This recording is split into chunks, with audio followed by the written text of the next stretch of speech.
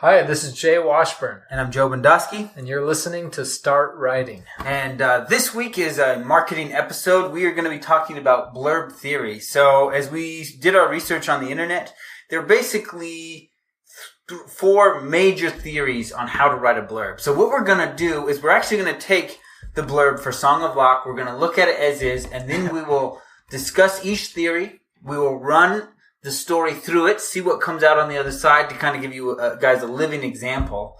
And so the reason we want to talk about blurbs is that the blurb is what sells your book. Copy, covers, titles, that's what gets people to click on your ads, to look at your book. The blurb is what sells the book. And if your book is free, so this is like your lead magnet, the blurb is what gets people to actually read it. Almost everyone I know who has a Kindle has a stack of free books they've never gotten to read. But if your blurb is good enough, you are the free book they do read. You get moved to the top of the pile. So whether the book is free or you're selling, this is hugely important. This is the most important piece of writing on your book you will do. And most authors look at it as kind of an afterthought. Understand, if you want to make a living as a writer, blurb is the most important part. Blurb sells the book. So blurb gets the book read, which leads to reviews. I made Joe pause this because we're talking about the blurb that I wrote, and because it's really bad, and I know it's really bad, and I never really spent much time on it. Like, I'm exactly what Joe just described. So this is a little scary, actually. It's a little anxiety-inducing for me, but I think it'll be valuable for me and hopefully for all of you guys too. Yeah. So, all right. So this week in critiques, this actually happened in my group just the other night, and the author had a piece that they brought, and this girl was having an appendicitis, and she had gone into the kitchen to get some wine to try and dampen the pain. She didn't know what was going on. She just knew her stomach hurt, and that if she got a little bit drunk, it wouldn't hurt so much. And the pain is so bad that she stumbles, she spills it everywhere. Her mom comes in, she sees it, freaks out. And this is what the mom says: "What in God's name happened? There was wine all over and you're passed out next to it." And it's like, that's dialogue.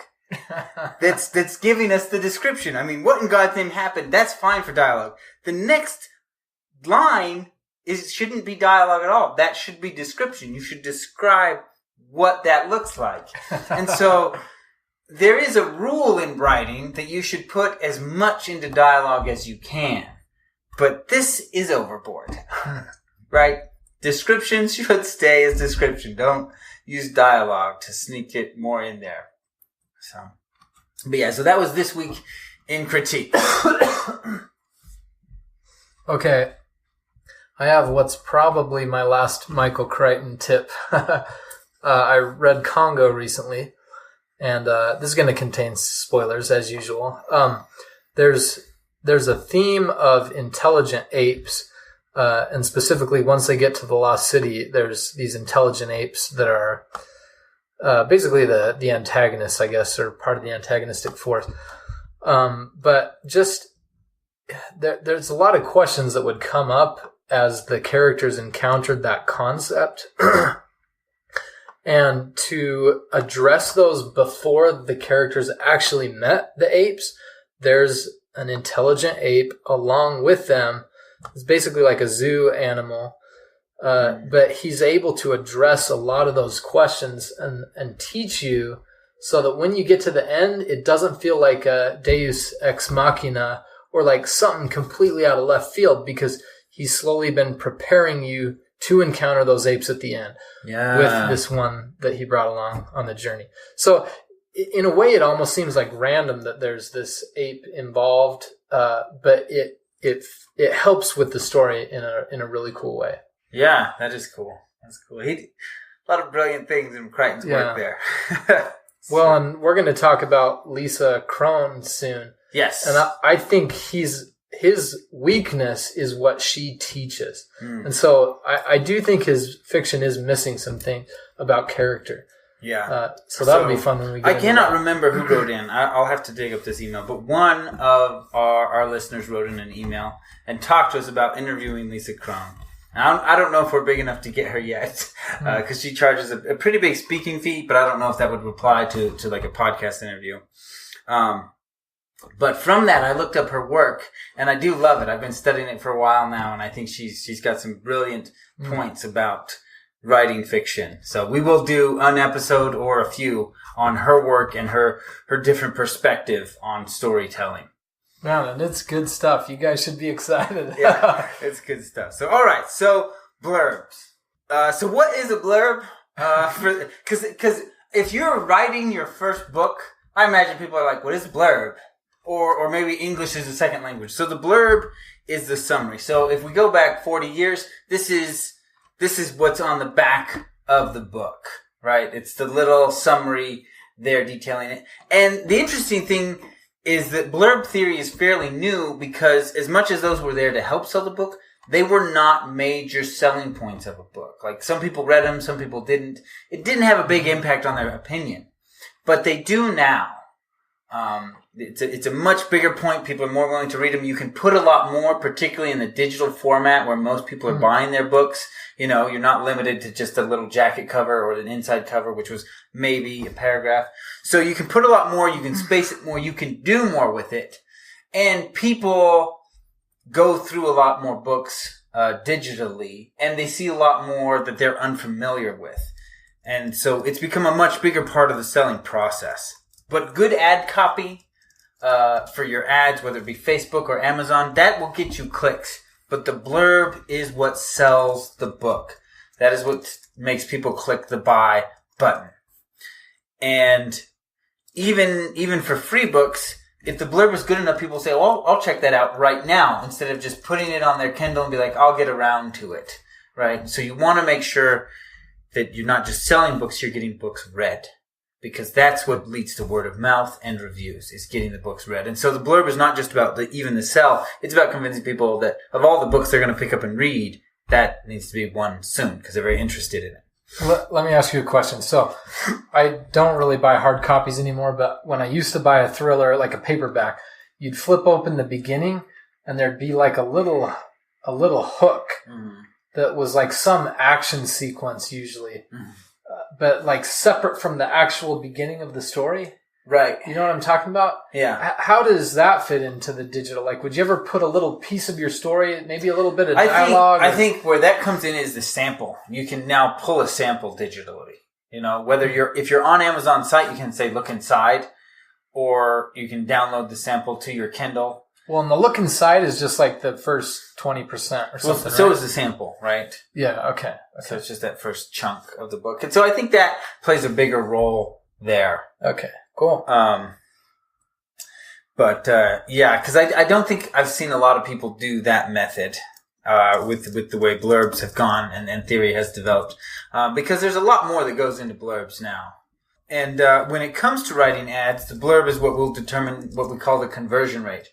And so this becomes a big deal. So if you're writing one ad and for 30 clicks, you get a sale. So let's say you're paying 10 cents for each click. Then that means it takes you $3 to sell one book. Well, if your book is $2.99 and you're making $2.07 on it, you're losing money on that. So the better the blurb, the lower that's going to get. 1 in 15, 1 in 10. And what that does for those, and we'll go over this again when we talk about ads, but the better your conversion rate is, the more you can afford to pay for an ad.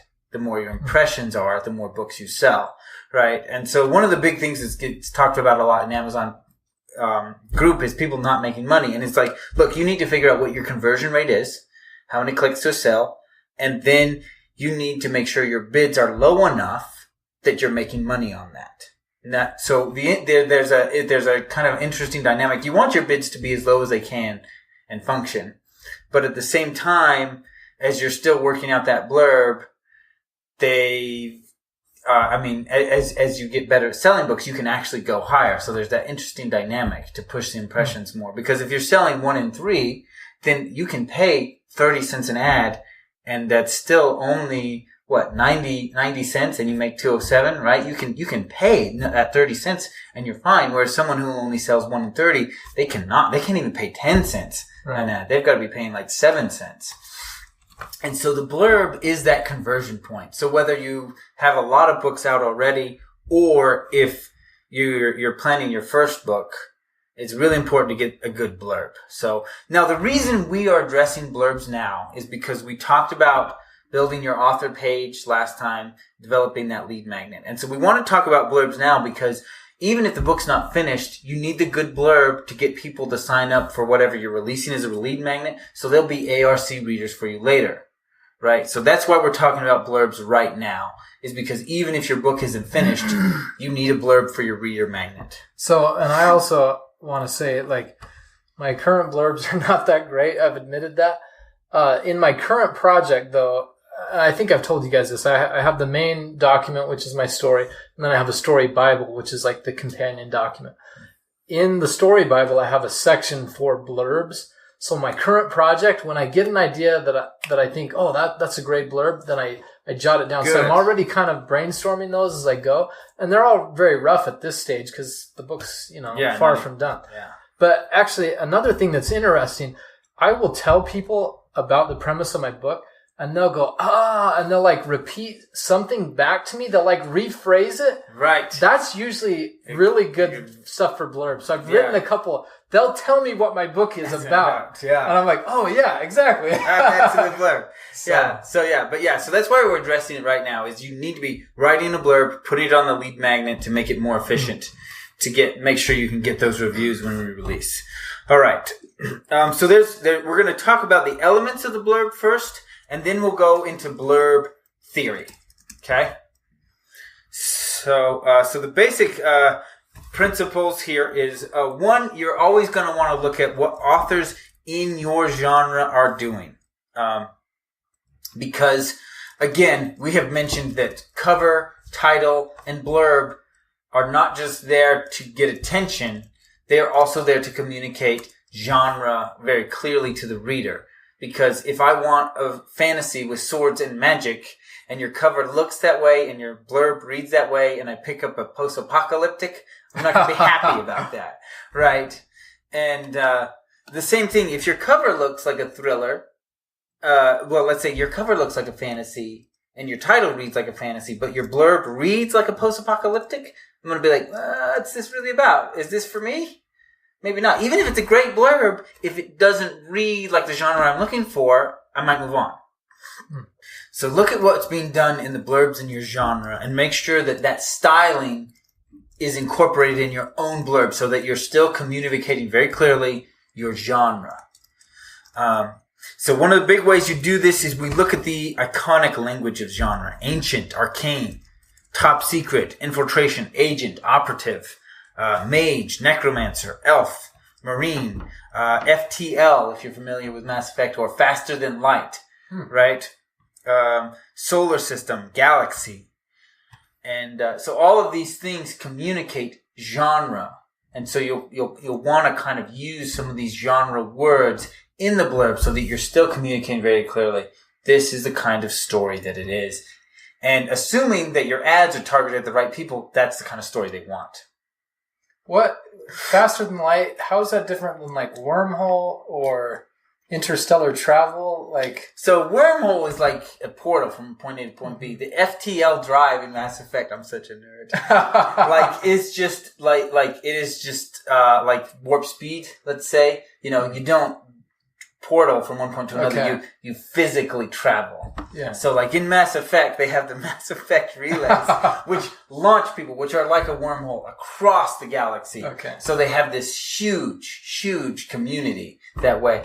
But as you're traveling within a solar system, you have to use the FTL drive.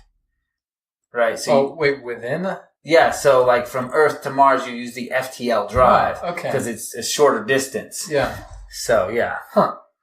Cool. So, all right. And then now one of the things they recommend is putting a question in the blurb.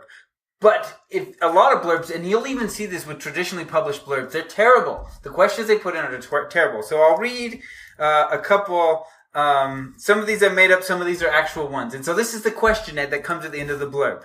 Will she ever find love? Will he save the company? Can she save her job and find love in her life? Will they ever get over their pride and prejudice? I can answer all those questions with a single word and tell you the end of the book at the same time. Yes.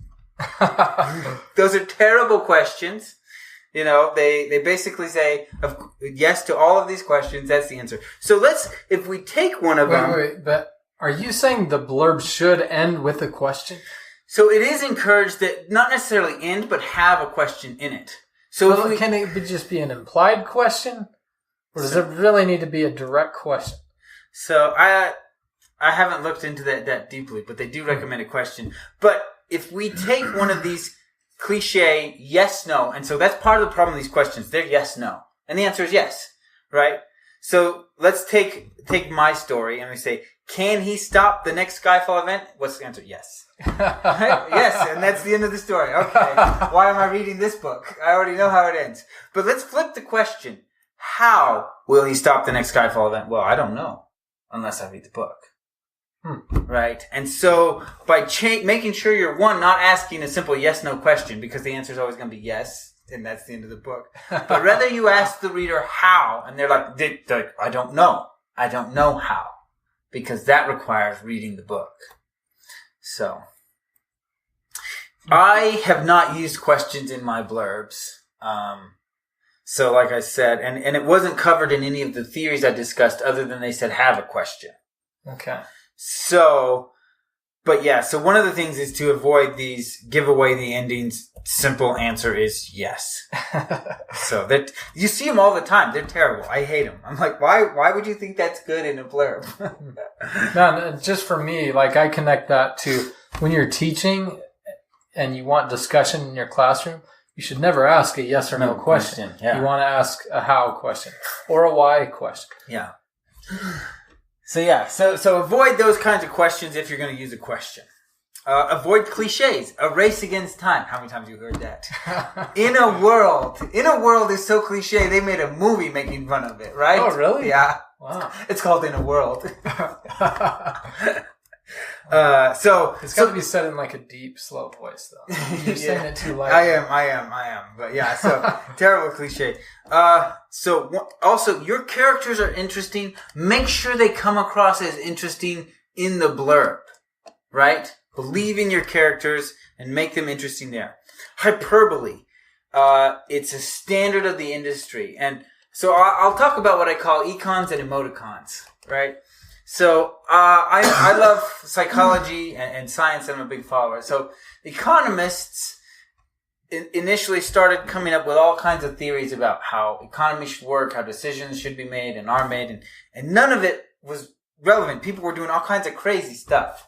And so all of these economist theories were useless because they didn't actually work with human behavior. So then the field of behavioral economics came into play. And one of the first things they established is what they call econs and humans. And so I actually refer to them as econs and emoticons. And so on the far left, you have what's called an econ. This is a person who is entirely logical in their decision-making process. Well, it's like left brain. So, yeah, like they will buy something that is cheaper rather than something that is more expensive based on a purely logical decision regardless of price or hype or anything. They're logical, and that's how they make decisions. On the far other end, you have people who are almost entirely emotional in their decisions. They just go with what they feel, right? Very intuitive that way. Most of us fall somewhere on the spectrum between these far ends. And so as we talk about each of these techniques, initially, if you'd asked me like 5 years ago, I'd be like, that's useless. Why would you do that? But now I recognize I tend to be a little bit more of an econ than an emoticon. And I need to recognize that there's a big world of people who are on different parts of the spectrum, and at least half of them are probably more on the emoticon spectrum than on the econ. So I'm way on that other end. On the econ spectrum? Yeah. And so as we talk about these elements and techniques, understand that they're going to appeal to one side or the other more. So hyperbole. People tend to really overhype things. And so here are a couple quotes, and these are praise for the book. Stunning controversy that's spinning out of control. Raymond Curry, The Sign. Never before seen revelations seem to be leading him into a single, impossible, and inconceivable truth. Dan Brown, The Lost Symbol. And the mission is incredible. The consequences of failure are unimaginable. The ending is unthinkable. Matthew Riley, The Six Sacred Stones. And so seeing the title, The Six Sacred Stones, I thought, oh, this is an Indiana Jones type book, and I liked that blurb enough that I went and looked it up. But then, to be honest, I saw the cover and I was like, maybe not. That's funny. But yeah, so that came from Joanna Penn. I make sure I'll reference my sources there. So does this next one. But you're condoning hyperbole, right? I do. I recognize. Hype it up. Make them excited. Even if you feel like you're giving a little too much. Yeah. Well, so here it is. So most people don't know. So Daniel Kahneman is a Nobel Prize winner in the field of behavior economics. He has one of the most effective theories in explaining human behavior ever created. Is he brilliant? I think he wrote Thinking Fast and Slow. That guy? Maybe. So, but yeah. So anyway, in an interview with Daniel Kahneman, one of the things he tells people all the time is you have to overpromise because so many other people are. And if you're not competing with them. And so that's kind of where I stand with hyperbole is I kind of go back to that Kahneman quote. He says, you have to overpromise. You have to have that hyperbole because everybody else does. And if you don't look like you're on the same level as them. If you're just good and they're amazing, people are going to go with amazing. And even if they're using hyperbole and you're being literal. Yeah. And that's why you have to have the hyperbole is because everybody does. Man, so I think this is a problem actually in my books where if you read my book and then you go and read my blurb, you'll be like, oh, he described it perfectly. But it's very accurate and it's not that enthusiastic, which I think the hyperbole is about enthusiasm. Yeah. Like get pumped. Like you want to make them read it, not just describe what it is. And I think that's all that I've done. It's just all that you've done. Here's what it is. Okay. You want to communicate the idea of your setting. Part of this is communicating genre. So Washington, D.C., the Rotunda, from the Roman Colosseum to the icy peaks of Norway, from the ruins of medieval abbeys to the lost homes of the Celtic kings. Each of these communicates a certain setting of where the story is going to take place. And it communicates an element of genre. Not all of it, but a degree. That makes me want to read that. Doomsday Key. It's good. Okay. At the end of the blurb, you're going to want to have a call to action. Buy. And then usually you want to say because. Buy because works better. Okay, so you're saying on Amazon. Where it's describing it. Buy this now because. Yes. Okay. Buy now because. Like, copywriters will tell you statistically, copy with the words now, you, and because convert better. So you're saying you should buy this now. Well, not necessarily you should buy this now, but somewhere in the copy you're going to have buy you because now. So in my book, buy now because that gives you 2 in a row right there. In my blurb for X dot, I wrote you'll join Nate and Danny. I don't know if that works, but I was trying to invite the reader in. Anyway, just a thought. But so you do need to have that call to action in there. You get better conversions with the call to action, and then again, you want to use the words now, you, because. Right? So these are statistics on copywriting. So. Also, you want to have the blurb to be visually appealing. In the newsletter, I'll put a link to Dave Chesson's site. Dave Chesson, he's the Kindlepreneur, if you're not familiar. I've recommended his class on Kindle ads before. So he set up a site where you can type in your blurb, and then you can go through and resize it and style the lettering and bold things and make it. And so you can really make it visually appealing. And then he'll convert it into the programming language it needs to be for Amazon to do that. So if you go look at my blurb, When the Sky Falls, you'll see that. There's bold, there's enlarged text. Indentation, can it do that? Yeah, like you can do all of that. And so what you'll want to do is make it very visually appealing. And so let me add something to that. So you're talking about styling. Another thing I would consider is to think of your paragraphs as poetry. And so that means, like, if there's one line that's really punchy, let it be 4 words. That it's just one paragraph that's 4 words. And maybe have a short opening sentence and then a longer paragraph if you need one. But try to make the blurb look like poetry. So the shape of it is actually emphasizing. Because it should be designed to skim, because that's likely how people will approach it. Yeah. Yeah. So now, if this is just on your... So as soon as you start to get comments, whether it just be on your lead magnet or whatever, you're going to insert some of these into the blurb to support better social proof. So if you look at my blurb, you'll see I have the best debut novel I've ever read, which is one of the reviewers' comments about the book. And there's several others, an eye-opener to the weaponization of fake news, a game changer. So I pulled these quotes from my reviews. Now, if your book's not on Amazon yet, but you do have a lead magnet, as you get comments back from people, you put those in there. Your social proof. So that covers the elements of blurb that we needed to cover. So now let's talk about Song of Locke. Do you want to give us the blurb? Okay. So now we'll talk about blurb theory. So we'll go through the blurb first, then we'll talk about each theory, and then we'll plug the blurb into the theory. Okay. So I'll read the academic version. And this is currently on Amazon, and it's not converting that well. Here goes. Locke loves stories. They fill him with a longing he can never quite describe. But he's not the sort of kid who actually lives adventures himself. That is, until a bloodthirsty band of marauders passes near his home, and Pick, a musical sylph, dares him to follow.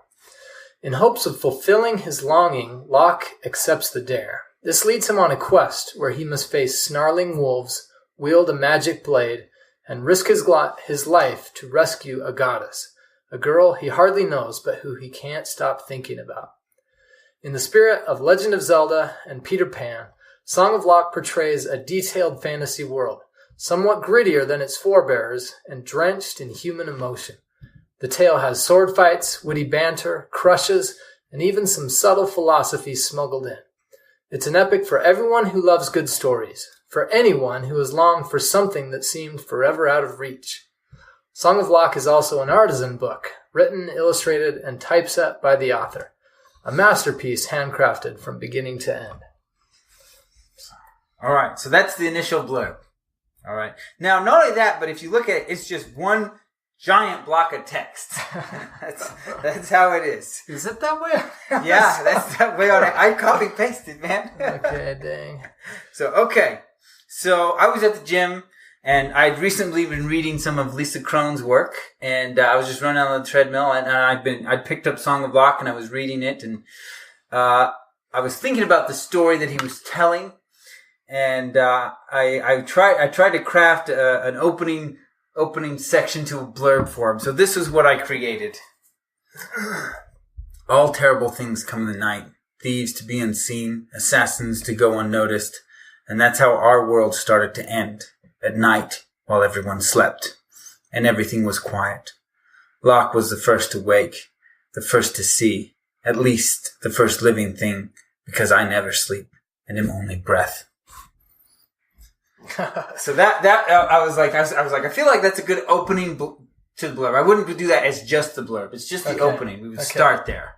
So that's what I composed at the gym. Then Jay took it and he reformed it another layer. So go ahead and... So here's my redo of what Joe just wrote. All terrible things come in the night, while monsters move unseen and murders go unheard. And that's when our world began to end, at night, while the forest quietly slept. I never expected it, but I sensed the evil as it crept in, as a vengeful sorcerer strangled all of Elfland by permanently taking away our light. And I never expected Locke to try to save us. After all, he was just a boy. And like me, he was afraid of the darkness. Okay, so there are definitely some things I like in there, but there's some points where I felt it got wordy. Okay. So we'll talk about when we go into Crone theory. Okay.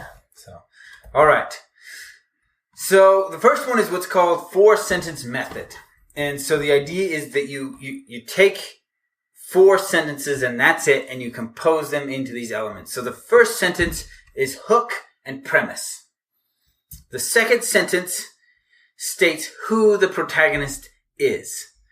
The third sentence establishes the antagonist, and the fourth sentence defines what the conflict is and what is at stake. So you've written up some stuff here. Why don't you give us a go? Well, so these are not crafted, obviously. So the hook and premise, Locke wakes up and daylight never comes. And so they slowly discover that the water and the light have been cut off from the land. Okay. Give us sentence 2, or I guess yeah. Okay. So next sentence 2. Who is the protagonist? The protagonist is Locke, and he's this like young boy who's an elf, and he's accompanied by Pick, who is a sylph. So think like Peter Pan and Tink, or think like from Legend of Zelda, Link and Navi, right? And the book is actually narrated by the sylph rather than by the hero, Locke. So it's interesting, but they're very closely woven together. Pick is kind of Locke's Jiminy Cricket. So it's kind of a dual protagonist in a way, but yeah, anyway. Okay, so 3, the antagonist. This is a little complicated too, and maybe that's a little problematic, but there's the evil sorcerer who causes the curse, and then, but he's not like this aggressive physical protagonist. He's obviously magical and distant.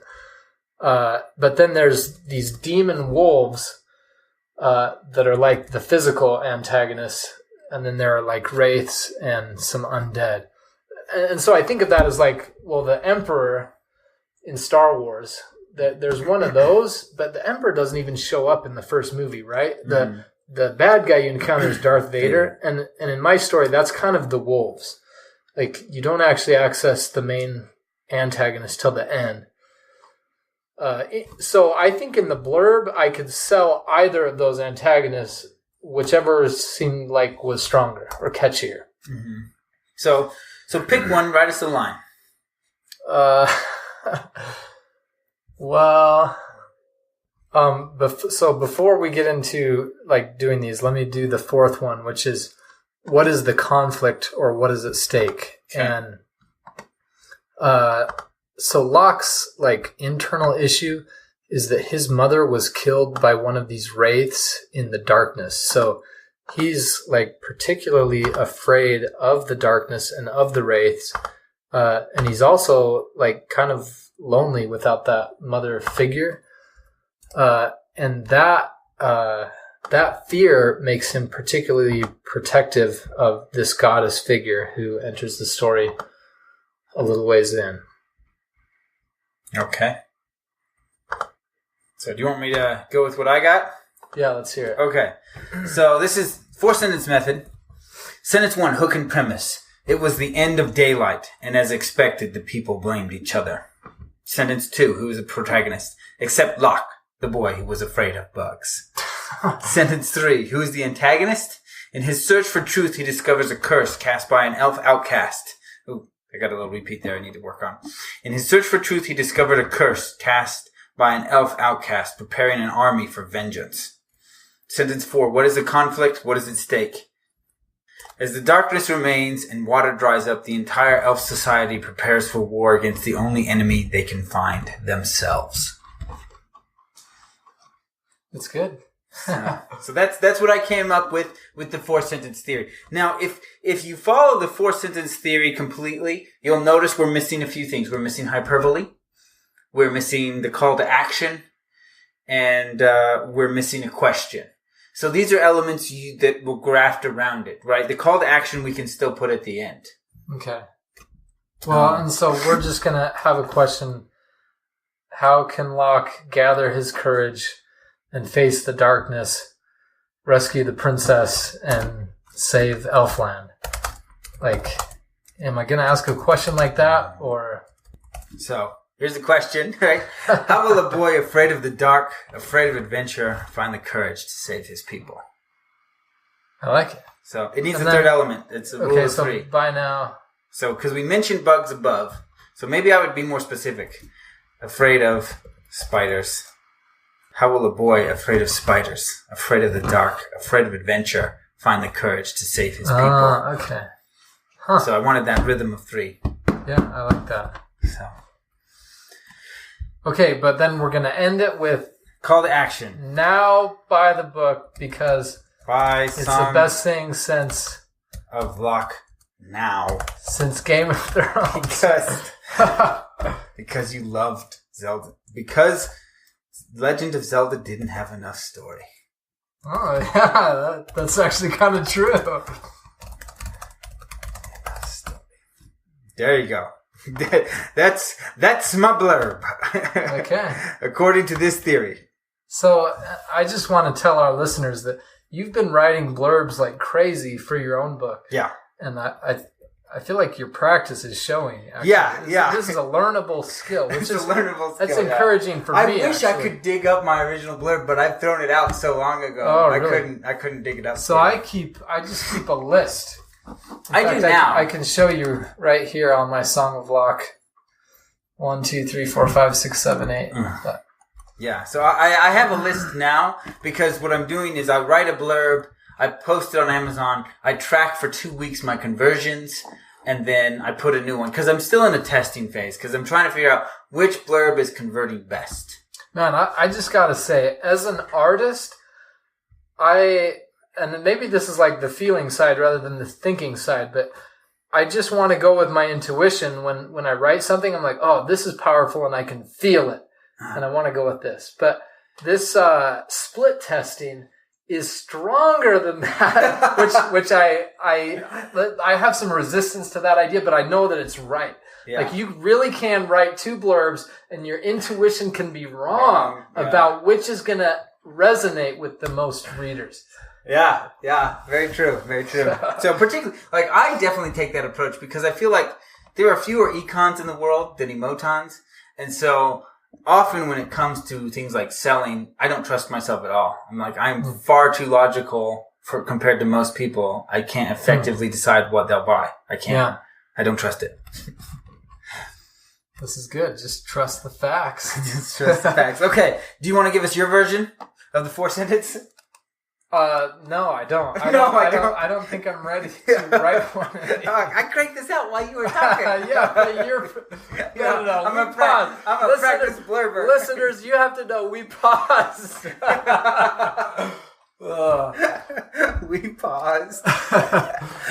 It's funny. Well, I was taking a minute to write. He was writing too. I just finished faster than he did. Like he said, I've been writing a lot of blurbs. So this is a side note, but I wanted to ask, have you read my book? I was thinking you hadn't actually read it. But the way you wrote that blurb, I was like, oh, maybe he did read it. Let me see. I think I'm like 60%. Oh, okay. So, but that's part of what makes it easy to write the blurb is if I know the book... Then, the whole thing about him building an army, I don't know if he actually built an army, but he's got several minions at his command. And so I was like, well, maybe he's building an army. You called it. Well, there are some things I thought you'd read the first couple of chapters. And then in your blurb, I'm like, wait a sec, maybe he's read the whole thing. It kind of seemed that way. It was going that way. Because, initially... he had a group of Teneri apparently with him. I don't know if they worked for him, but they fought the 100 in the beginning. Mm-hmm. Then he had the Salamade. Then he had the 2 wolves. And then right now, he had a bunch of Teneri soldiers with him when they found him. Yeah. So I was like, it looks like it's going that way. Yeah. Well done. So, but yeah. Okay. So having read the book, if you're writing your own blurbs, it's easy. You know your own story. So you don't have to deal with this issue. Well, I just got to say, I think I struggle with that sometimes because I'm so immersed in the story. Writing the blurb, I just feel like there's so much that I want to say. Like, I feel incapable of boiling my story down to 4 or 5 sentences. It's so hard. Okay, so should we go over I'm going to read your base blurb again. So you just heard the 4-sentence method. You saw us put it in place along with a question and a call to action. And so we'll go back to, here's the base blurb before we hit the next theory. Locke loves stories. They fill him with a longing he can never quite describe. So it doesn't tell us, it tells us about the character, right? Which we actually introduced in sentence 2.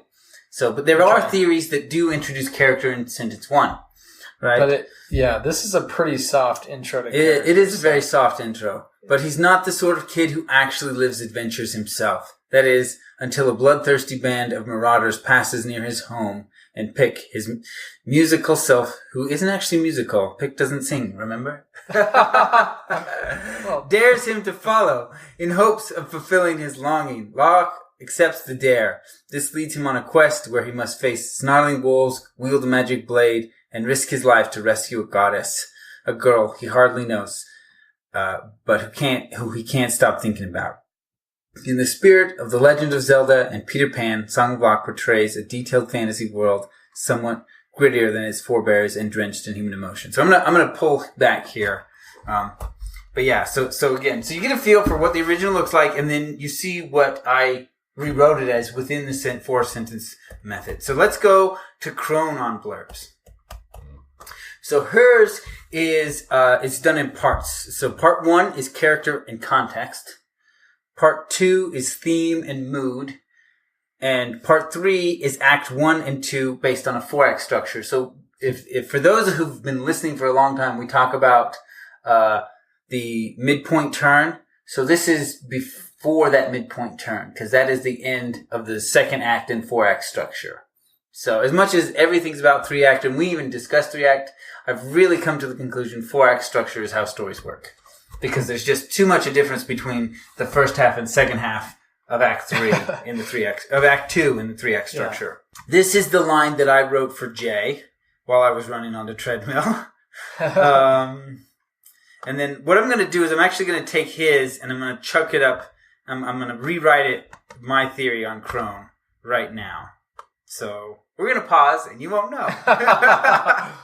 Again, so while we were paused, Jay pointed out that as I was writing this, that I didn't start off with Locke.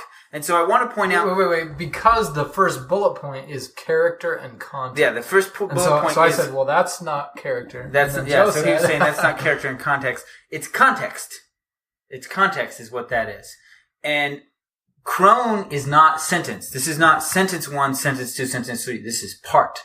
So you can have several sentences exploring these ideas in these different groupings, almost like different paragraphs. Although ideally, your first paragraph in a blurb is going to be one line, called your tag or your catchphrase, right? So mine is, what makes you believe a lie? That's not the actual beginning of the blurb. That is the it's tag. Before the beginning. So it's it's the very first line you read on the blurb, but it's not actually separate. part of the blurb. So you got a couple hard returns separating it from the actual blurb. Yeah. So that's it. And so yeah, and it's on the cover too. But yeah, and so we didn't discuss that element, but I like it because it's it's glanceable. Yeah, it's very glanceable. So yeah, I guess I don't know why I didn't have that in the notes, but yeah, we should mention as an element, you want to have a tagline or catchphrase or something short, very short sentence at the top, and it stands alone. Okay. Yeah. So good. And then good stuff. So okay, so he was pointing out, be like, hey, you didn't start with Locke, and I wanted to point out it's not sentence, it's part. Okay, so we started with context. All terrible things come in the night. Okay, so here we're gonna plug Song of Locke into Crone theory. So part 1. So this is what I had initially wrote, and then here's Jay had redone it, and then I redid it again for this. So. Character and context, all terrible things come at night, while monsters lurk unseen, and murderers perform dark deeds. That's when our world began to end, at night, while we slept, not knowing that morning light would never come. Locke was the first to notice that the world was broken. And I never expected Locke to... Oh, never mind, that's not me, that's you. So that was part 1, character and context. Part 2, theme and mood. When adventure calls, Locke is afraid of it. The same urging cost the lives of his twin brothers, and now it echoes his name. Only with pressure from his elemental companion is he willing to take the chance, a path that leads through poisoned armies, undead minions, and a possible war between his people. Oh, that's good. Part 3, Act 1 and 2, based on 4-act structure summary. When the cause of all this darkness is revealed, Lost is asked to fetch the tool needed to free his people, but he must go alone. How will Locke, the boy who was afraid of bugs, survive the long night of the wolf and save his people from their own mistakes? Man, dude, this is great. So that's Song of Locke on Crone Theory there. Okay. So I would say that it probably needs 3 or 4 more drafts. There's definitely some rough points in it. But that's what I came up with so far. Travis, your turn. This gives me a ton to work with. Well, okay, man, I'm embarrassed to even read this, but so the next one is the Authors Society. Do you want to introduce them? I don't know what to say. So this was, I have identified them there because they had a very unique take on Blurb theory, and so I wanted to reference their site. So this was their approach to Blurb. Okay, so their first item is situation, which, does that mean setting? Like, I'm not quite sure. Okay, so why don't I take you there, and we'll look at some of their examples. So their formula is situation, introduce a problem, promise a twist, and then you end with an emphasis on mood. How do you distinguish situation from problem? So I'm going to read the blurb from their site. Now, again, this is similar to Crone. These are not sentences. It's not sentence 1 situation. It's part 1 situation. So this is the girl on the train. This is her blurb. Rachel takes the same commuter train every morning. Every day, she rattles down the track, flashes past the stretch of cozy suburban homes, and stops at the signal that allows her to daily watch the same couple breakfasting on their deck. She's even started to feel like she knows them. Jess and Jason, she calls them. Their life, as she sees it, is perfect, not unlike the life she recently lost. So, only the last half do I think there's anything interesting there. And I think the hook on it's weak. Like, I think it takes too long. Rachel takes the commuter train every morning. Yeah, every day she rattles down the track, flashes past the stretch of cozy suburban homes. You've lost me now. And that actually seems like important for Act 1. Like, as you're reading Act 1 of the actual book, I think that's good stuff to know to really get immersed in their life. But yeah, that doesn't catch me from the blurb. But it does describe the situation, right? And we get a bit of background, right? There's definitely a context element, not unlike the life she recently lost. Yeah, that is actually where it first hits me. Yeah, that's when it gets me too, right? But it'd be hard to get that without having the setup. I don't know how you can balance that. I think you could take it. Say every day on her way to work, Rachel sees happy couples breakfasting together. Well, I need a few minutes with it. I'm not going to work with it. I'm not going to pause it. But just cut to it sooner. You need to get there sooner. You definitely need to get there sooner. So part B in this method is introduce a problem. And then she sees something shocking. It's only a minute until the train moves on, but it's enough. Now everything's changed. Unable to keep it to herself, Rachel offers what she knows to the police and becomes inextricably entwined in what happens next, as well as the lives of everyone involved. So it doesn't even explain what it is, and I actually think I'm not a fan of that. Again, I don't think the example here on their site is great. Wait, but this is a real book that's quite successful, right? This is the actual blurb. Yeah, well, and I feel like if you read indie books, they do better on blurbs because an indie does not have a marketing company to sell their book. An indie sells their book on their blurb. Okay, I see. Right. So people, okay, I got it. So, this was written by the marketing department who was going to do a whole lot of other things to sell the book. Other than count on this blurb to do it. So, and you have to understand, traditional publishers are expecting people to mostly be buying paperbacks, which means they're more likely to spend time on the summary. They're more likely to thumb through the book. So the blurb is less important because they're mostly selling paperbacks. And people are more likely to, if they've picked it up enough to read, they'll probably read the whole blurb. Right? Whereas you cannot count on that on Amazon. Like, a click away are 10 other books on that page with great covers as well. You know, so it's like, I'm 3 sentences in, you don't have my attention. Clearly you don't know how to get it. I'm moving on.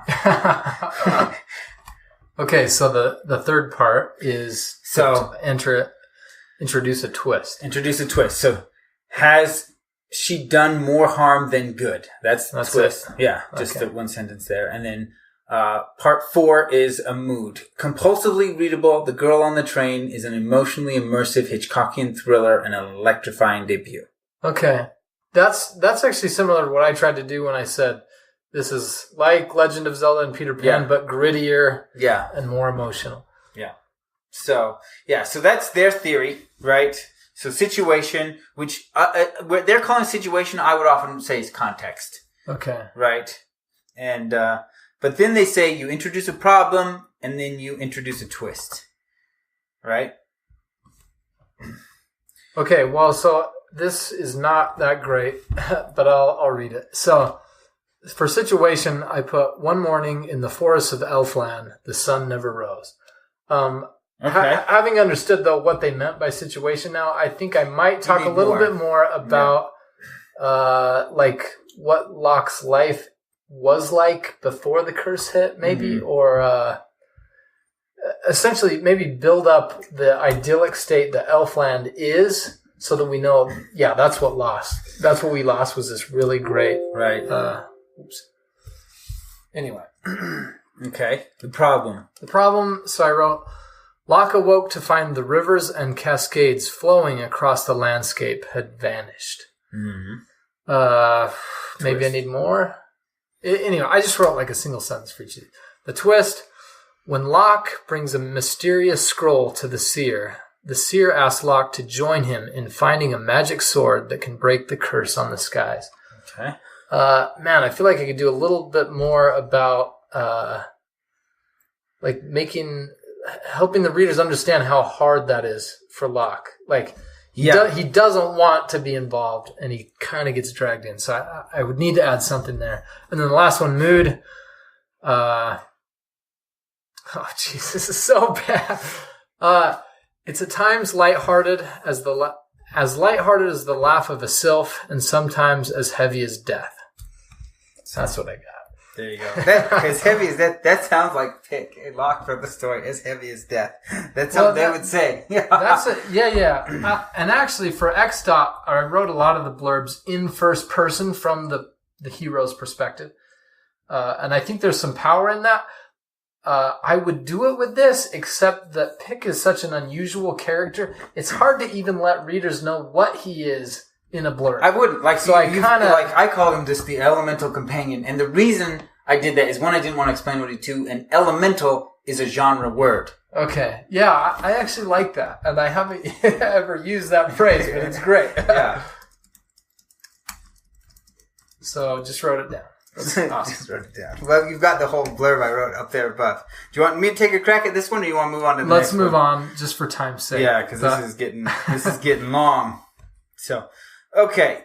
So another site that I found that tended to have a bigger variation on blurbs is Authors Unlimited, and so their pitch is backstory, characters, main conflict. Man, so this somehow seems liberating to me that I could talk about more characters than just Locke, because it says characters as opposed to protagonists. I don't know if that might be a nice time to take advantage and explain who Pick is, or talk about the seer, talk about the goddess. There are a lot of cool characters. I don't know if you have any thoughts on, if I were to branch out from the protagonist, who would I touch on? Just because I've studied this so much, like my brain goes to the study antagonist. Oh, okay. But I mean, if you wanted to, you could do a section on Pick. Let's take a pause. Let's write some blurb here. And okay, so we have taken Song of Locke and plugged it into Blurb Theory 3: backstory, characters, and main conflict. Backstory. This is me. When Locke comes across the most fearsome army in the land, he finds them slaughtered by an unknown force. They had sought to end the curse of darkness, but now the duty falls to Locke. Man, so I just kind of rewrote this one, which is, when the skies of Elfland turned black with the curse. The most feared army ventures out to break it. Locke, a boy who's afraid of darkness, takes a dare and follows them, only to find them lying in their own gore, massacred by a mysterious enemy. Man, yeah, I like this backstory thing. You like it? All right, characters. Locke, the boy who is afraid of bugs, afraid of wraiths, afraid of the dark, stumbles on the scroll that could save his people. Now, he just needs to find the courage to do it. Pick, an elemental companion who is ever urging Locke to be more bold and daring, but is too afraid to even touch a living thing. Yeah, and I don't want to say mine. Okay. I think yours is better, actually. I didn't think mine was very good. Main conflict. But I just want to say, none of these that we've written are just like amazing, but they've got a lot of potential. Yeah, well, like, I'm going to do great things with these. I'm excited. They're all first drafts, right? These are all first drafts. We're just kind of cranking them out as we go here. Okay, in main conflict, when dark armies gather and the last of the water in the world dries up, Locke and Pick must overcome their fears and chase after something they hope is more than myth to save their people. Yeah, wow, man, you're good. There we go. So there it is, Song of Locke. We read through the opening blurb twice, so you got a feel for what it looked like. And then you've seen us discuss each of these theories, and then we've plugged Song of Locke in there. Now, these are first drafts. Now, think about how many drafts you did on your book, and then think about maybe Chapter 1. How many drafts of Chapter 1 did you write to get that right? Because that is, the most important chapter in your book. How many times did you rewrite it? Oh, and you're probably going to want to do the same with your blurb. So these are our first drafts, but you can kind of see how each theory kind of takes a different approach there.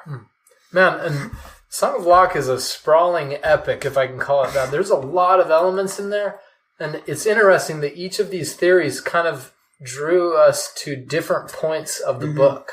And and it'll be interesting to split test these and see which of these resonates most with readers. With your audience, yeah. Well, and I want to look at the theory we just did, and the Authors Unlimited theory, because this theory has probably the biggest emphasis on character. And there are definitely a group of readers who prefer that. And I think my book is a very character-heavy book. So, yeah, and so as opposed to that, whereas the Crone theory we're more introducing characters in context, whereas here we just talked about the characters. So yeah, so there's definitely differences in the theories and everything there. So, yeah, and I like that. That I feel like that's easier. That's what my mind focuses on is character.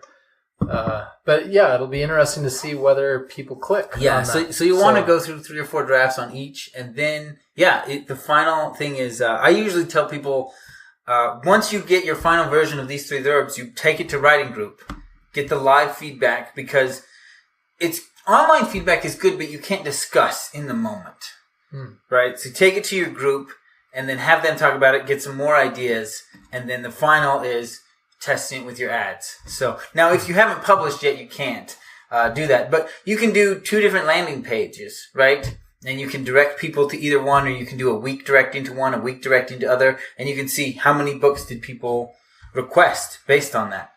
And so you can still do your own kind of split testing, even if the book's not out and you're gathering readers for the ARCs.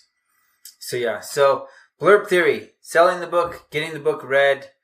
Whew! If you like the show, we would love to hear from you, or if you leave us a review, that would be great. If you are a fan or not a fan of the marketing episodes, let us know so we can get some feedback as to whether or not this is something you want. Same with the grammar episodes.